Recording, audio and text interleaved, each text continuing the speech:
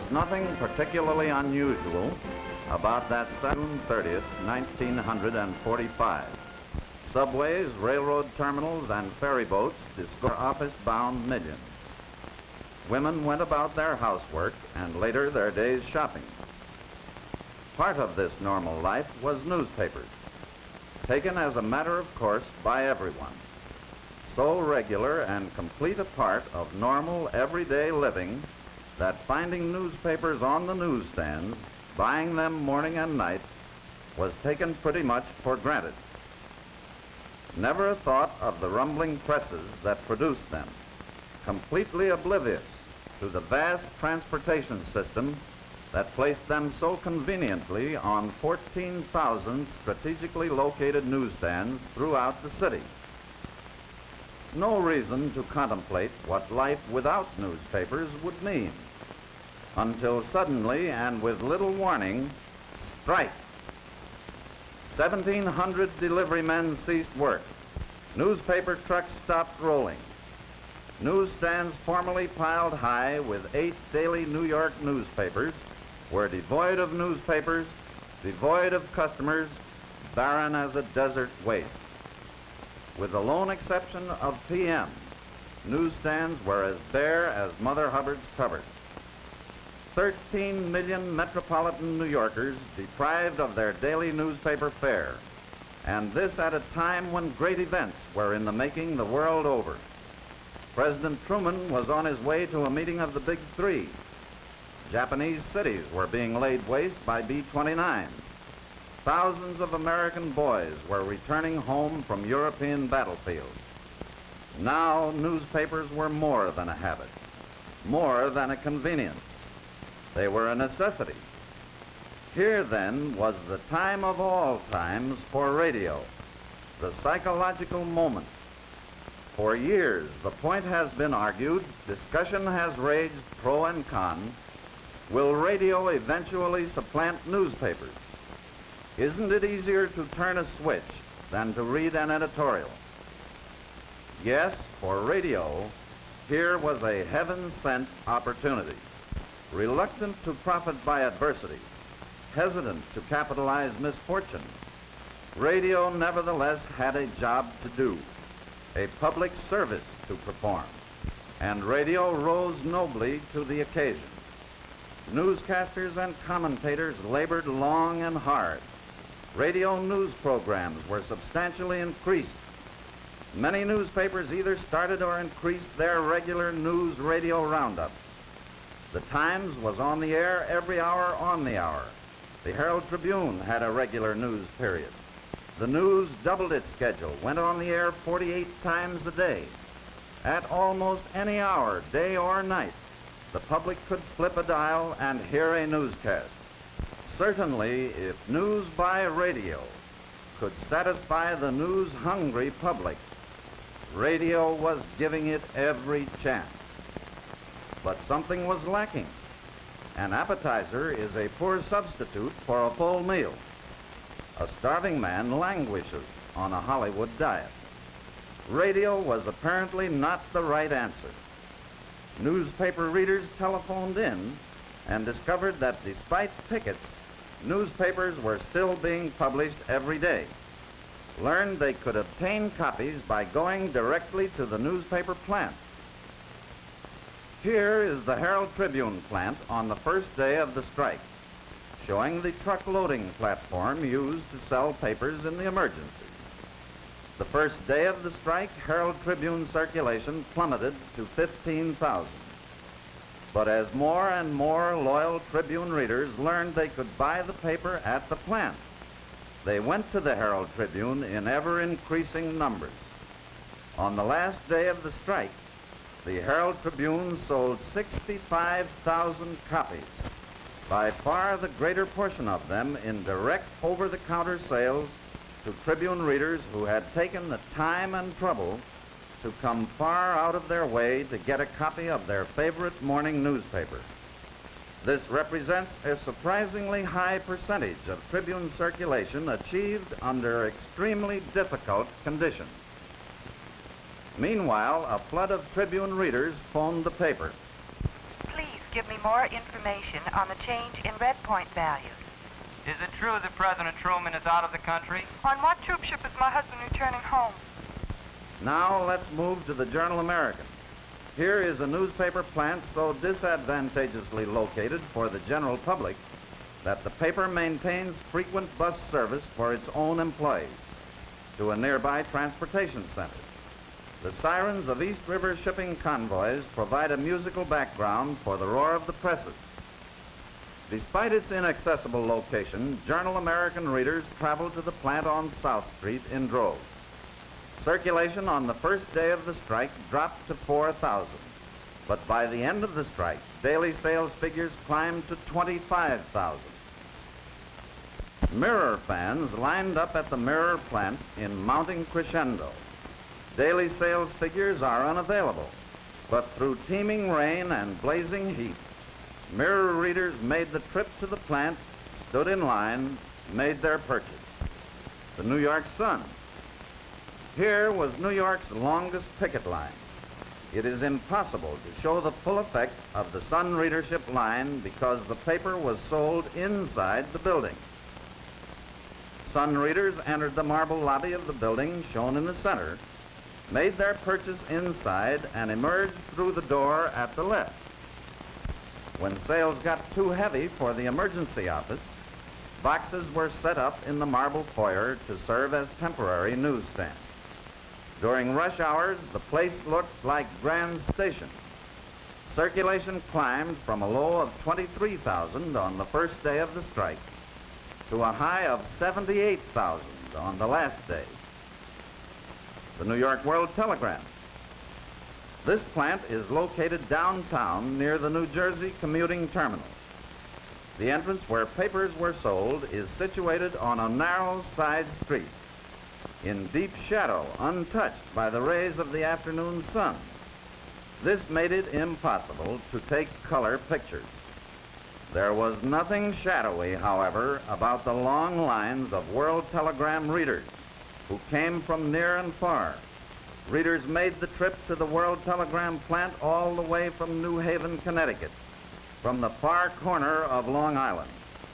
Lines 5 blocks long were a daily occurrence. Thousands filed slowly into the telegram building and emerged triumphantly with their favorite afternoon newspaper. Circulation rose from 15,000 on the first day of the strike to 50,000 on the last day. The New York Times. Because of its Times Square location and because it is a morning newspaper, the largest Times crowds during weekdays occurred at night and are not shown here. Blocks adjacent to the Times were frequently choked with readers for a couple of hours around theater closing time. A New Jersey resident bought 5 copies of the paper to auction off at a Red Cross meeting. When copies of the Times got as far as Asbury Park, New Jersey, although well read by train passengers, they were sold for $1 a copy if current, 50 cents if a day old. A newsstand manager at Little Silver, New Jersey, was offered $1 for a day-old Times, but refused to sell because he wanted to read it himself. Times daily circulation rose from 38,000 on the first day of the strike to 210,000 the final day. The New York News. For 22 hours out of every 24, news readers poured in and out of the news building 2 to 4 abreast, from 6 o'clock in the morning to 4 the next morning. Lines began forming in the afternoon about 5 o'clock, stood for 3 hours to await the first edition at 8:15 p.m. The longest line occurred on a Saturday night to buy the Sunday news. This line, 17 blocks long, snaked its way along 3rd Avenue, back and forth on cross streets to 32nd Street. City police went through the subways at 34th Street, warning passengers bound for the news building to get off there to join the line instead of going on up to 42nd Street. Assistant Chief Inspector John D. Martino of the New York City Police Department said, This was the biggest lineup crowd in my experience. It averaged 30,000 for hours. People stood in line for 2 hours before reaching the counter. 42nd Street grew accustomed to a daily ritual. Passing trolley cars were parked while motormen and passengers got off to buy the paper. Taxis, private cars, the street and adjacent blocks were packed throughout each evening with vehicles while passengers and drivers bought the news. One of the picketers, after shedding his sign, nightly went inside to buy his paper. From 37,000 over-the-counter sales on the first day of the strike, sales zoomed to 915,000 on the last day, of which 584,000 sales were made over the counter to individuals in the lines you see. Happily, however, even labor strike has its lighter moment. By courtesy of Movie Tone News, Mayor F.H. LaGuardia reads the comics.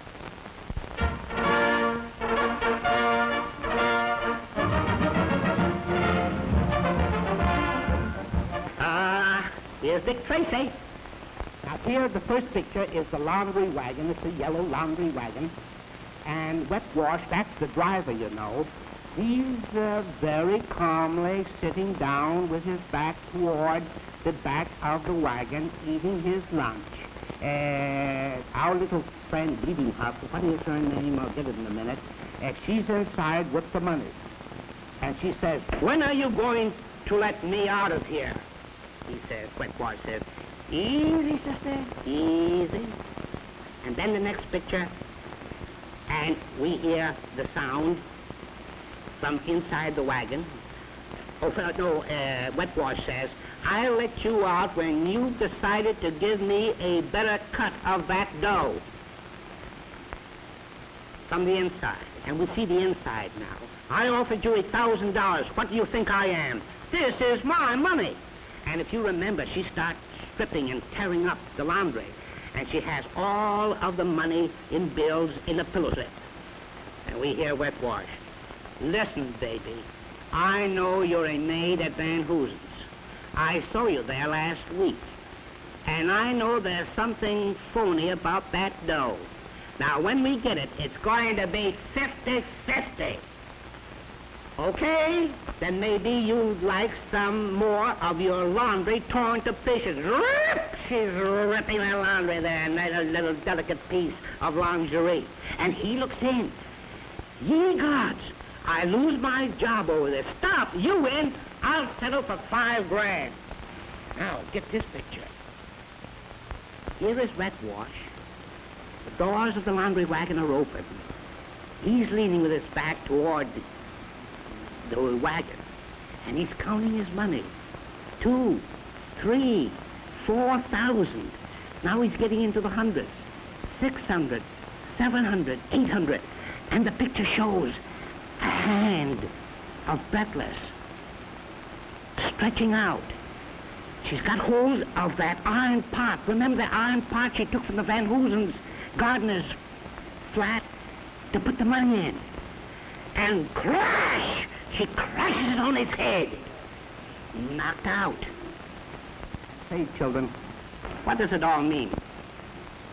It means that dirty money never brings any luck.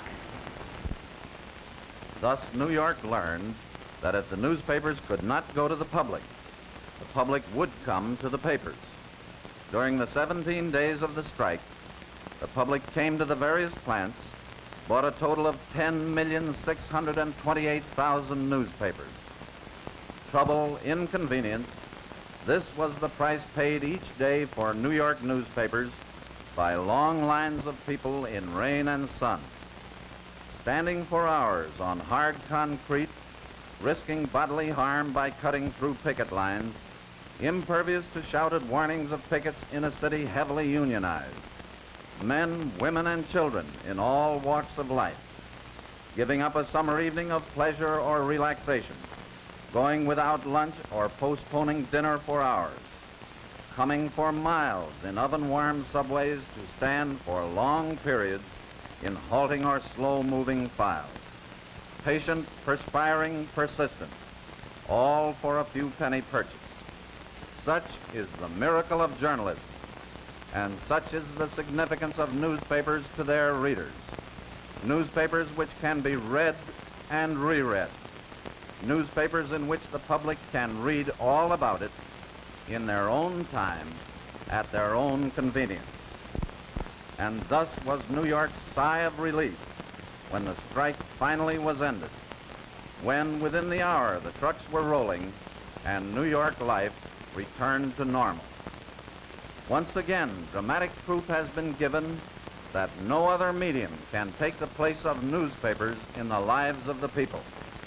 And the fundamental reason why newspapers are held in such high regard by the American public lies in that long-cherished bulwark of liberty, freedom of the press.